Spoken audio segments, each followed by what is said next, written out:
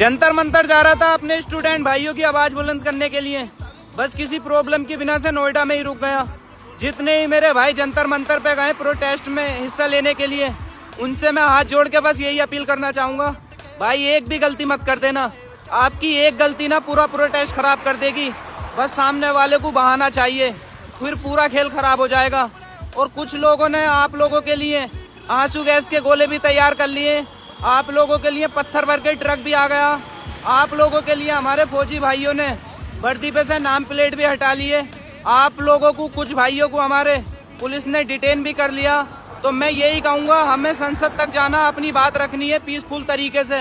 बस उस चीज़ को मत भूलना, किसी के उकसावे में मत आना।